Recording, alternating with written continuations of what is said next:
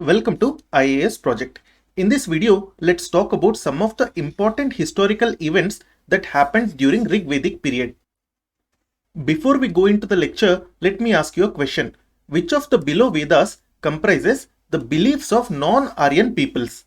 We have four options here: Rig Veda, Samaveda, Yajur Veda or Atharva Veda. If you know the answer to this question, please answer in the comment section.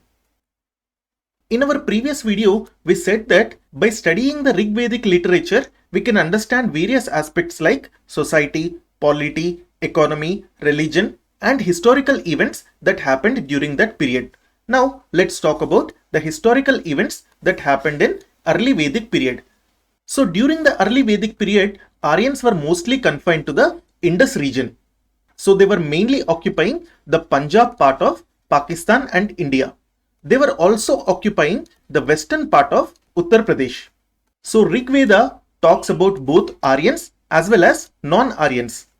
Aryans called themselves as Aryas and Aryans called the local inhabitants as Dasas or Dasyus. We must notice that Dasas were mentioned not only in Rig Veda but also they were mentioned in ancient Iranian literature. For example, Dasas were mentioned in Zend Avesta also. Rig Veda says that there was a conflict between Aryans and non-Aryans. We must observe that Aryans were not a single people. There were many tribes existing within the Aryans. Similarly, non-Aryans were also not single people. There were many groups that were existing in non-Aryans. So why were there conflicts between Aryans and non-Aryans? These conflicts were mainly for cattle and sometimes they were also for land and water. If we talk about the physical features of Aryans and non-Aryans, then they were very different. For example, Aryans were fair-skinned. Moreover, they also had long faces and sharp noses, whereas Dasyus were dark-skinned and moreover, Dasyus also had stub noses. So this is about the different physical aspects of Aryans and non-Aryans. Moreover, Dasyus and Aryans were also having different cultures. We know that the culture of Aryans was simply Vedic culture, but Dasyus were not following the Vedic culture. They had their own culture. That is why Aryans initially did not want to intermix with Dasyus. So initially they wanted to maintain the distinction of being Aryans. That is why when we talk about Rig Vedic society, we will study there that the priests who were living in the Aryan areas did not condone intermarrying with non-Aryans. For example, if an Aryan person was going to marry a non-Aryan, then that Aryan was also treated as Dasyu or Dasa. So this kind of maintaining the distinction or separation was very strict during the earlier part of Rig Veda. But we can say that by the end of Rig Veda and in the later Vedic period, this kind of distinction or separation relatively decreased. Whatever the case was, during Rig Veda, Aryans sought to maintain their distinction away from Dasyus. Rig Veda also talks about some other people.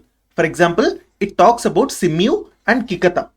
Both of these were generally allied with Dasyus. So we can say that Simyu and Kikata were not Aryans. Rig Veda mentions that there was a Dasyu chief who was called as Sambara. And this Dasyu chief Sambara was defeated by Divodasa. And Divodasa was the king of Bharata clan. Rig Veda also mentions the term Dasyu Hatya many times. Dasyu Hatya simply means killing of Dasyus. Dasyus are nothing but the local inhabitants that were existing before the arrival of Aryans. In our previous videos, we have said that Aryans were very superior compared to the local people in terms of their military capabilities. Why is that? Because Aryans were the first people in the subcontinent to introduce horse-driven chariots. They introduced horse-driven chariots not only in India but also in West Asia. If we talk about horse-driven chariots of Aryans, then these horse-driven chariots were having two spoked wheels. And these chariots were also being pulled by two horses. Moreover, each chariot contained two warriors. So basically, this is how the Aryan chariots used to be. Because of the spoked wheels, they were very light. And since these chariots were light, they were very fast. So basically, this gave the superior military advantage to Aryans over other peoples. Aryans were not only fighting non-Aryans. Even within Aryans, there was very high division. That is why inter-Aryan conflicts were also mentioned in Rig Veda. Inter-Aryan conflicts means one tribe of Aryans were fighting against other tribe of Aryans. This was happening throughout the Vedic period. If we talk about Aryan tribes, there were 5 important Aryan tribes which were together called as Panchajana. We don't need to know which tribes were called as Panchajana, but if there is a question in prelims, what is Panchajana, then you need to understand that Panchajana referred to 5 important Aryan tribes during Rig Vedic period. That's all. You don't need to know which 5 they were. So within the Aryan clans, mainly Bharatas as well as Tritsu were the ruling clans. So we can say that these 2 tribes or these 2 clans were the most powerful Aryan clans during the early Vedic period. And also these 2 clans were supported by priest Vasishta. Vasishta was very important Rig Vedic period priest. In our last video, we talked about another Rig Vedic priest who was called as Vishwamitra. So please try to remember Vishwamitra and Vasishta. So Aryans fought wars mainly for 3 things. One was cattle, the second was land, and the third was water. Even within these 3, the most important battles were fought for cattle because Aryans were mainly pastoralists. For Aryan people, agriculture was not as important as pastoralism. That is why they fought wars for cows. Within the Rig Veda, there are many words that refer to battle or war. For example, Gavishti, Gaveshna, Goshu and Gavyat, all these 4 words mention battle. And these battles were battle for cows. That is why we know that Aryans mainly fought battles for cows. Please remember this word Gavishti. Gavishti means search for cows. It indirectly means battling for cows. These type of words are also important because recently these type of questions are being asked in UPSC prelims. So in many sites that belong to Rig Vedic period, we have found many archaeological evidences. For example, we found cattle bones, horse bones. We also found painted graveware pottery and late Harappan phase pottery. One example of such site is Bhagwanpura, where we have found all these archaeological evidences from Rig Vedic period. But what is important to observe here is that we did not find any iron implements in these places.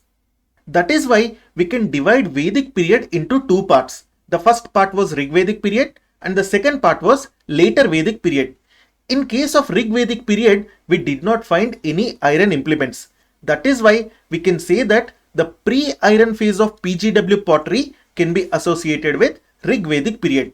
So if we talk about PGW pottery, there was a timeline after which iron tools were available.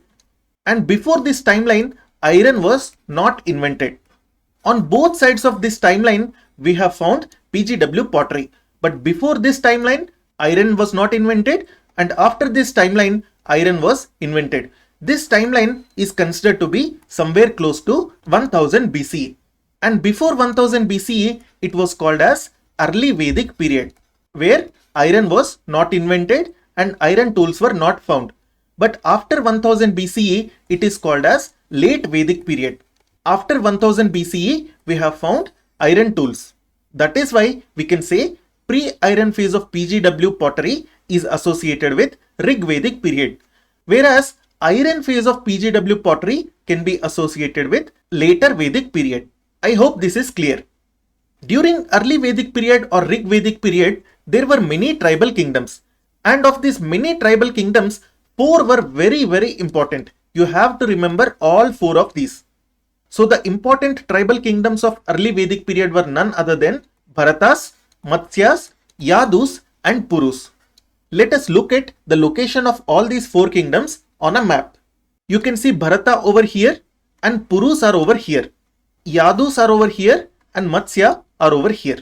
So these are the 4 most important tribal kingdoms of Rig Vedic period or early Vedic period. You have to remember all 4 of these kingdoms. Out of these 4 kingdoms, Bharatas as well as Purus were the most important. Earlier in this video, we have learnt that there was a Bharata clan king who was called as Divodasa. And this Divodasa defeated Sambara, who was a Dasyu chief. So Divodasa was a king of Bharata clan. Rig Veda also talks about another king of Bharata clan. That king was Sudas. It is believed that Sudas was the grandson of Divodasa. So Rig Veda also talks about Sudas, who was the king of Bharatas. And this king Sudas, he defeated a coalition of 10 kings in a battle which was called the Battle of 10 Kings. Please remember this also. This is a very important event in Rig Vedic period. And this battle happened on the banks of river Paurushni. We already know that river Paurushni is nothing but the river Ravi, which is in Punjab. So in the battle of 10 kings, out of these 10 kings, 5 kings were Aryans, whereas 5 kings were non-Aryans. So basically, Bharatas were fighting Aryans as well as non-Aryans in the battle of 10 kings. One of the Aryan kings was King Puru, who was the king of Purus. Purus were basically Aryan clan. We know that Bharatas were located between Sutlej and Yamuna rivers. For example, Bharatas you can see over here. So if this is river Saraswati, then Bharatas were located on the upper portion of river Saraswati, whereas Purus were located on the lower portion of river Saraswati. So we can say that Bharatas were on the east side, whereas Purus were on the west side. So the Puru tribe lived on the lower reaches of river Saraswati. I hope you remember that river Saraswati has been called as Naditarna in the Rig Veda. So in the battle of 10 kings, Puru, who was the king of Purus, was killed. So the battle of 10 kings was won by Bharata clan. And who was the leader of Bharata clan in this? It was none other than King Sudas, who was the leader of Bharata clan during the battle of 10 kings. So Bharatas won and Purus were defeated. However, after the war, what happened was Purus and Bharatas formed an alliance. So Bharatas basically formed an alliance with the losing side. And after forming the alliance, both these clans became Kuru clan. How do we know this? We know this because the rulers of Kuru started to trace their ancestry both from Purus as well as Bharatas. That is why Kuru clan is nothing but the merger of Puru as well as Bharatas. And now this new clan, that is nothing but Kurus, started to control the old land of Bharatas. And moreover, they also controlled much of the northern Ganga Yamuna Doab. So we can say that initially they were living between Sutlej and Yamuna rivers. When Purus and Bharatas merged and formed Kurus, they moved east and now they were occupying Ganga Yamuna Doab also. So by the end of Rig Vedic period, one more change happened. Kurus allied with Panchalas also. And when they allied with Panchalas, they grew even stronger. And after this, they started to establish control over Ganga Valley. We will learn about Panchalas and Kurus in the later Vedic period. So when we talk about Rig Vedic period, you have to remember 4 clans. They are nothing but Bharatas, Yadus, Matsyas, and finally Purus. I hope this video was like a story. It is very easy to remember all these names and events if you listen it like a story. In our next video, we will talk about the society of Rig Vedic period. Please like and subscribe. You can download this presentation from our Telegram channel. The name of the channel is IAS Project. You can find the link for this channel in the description section below. Thank you.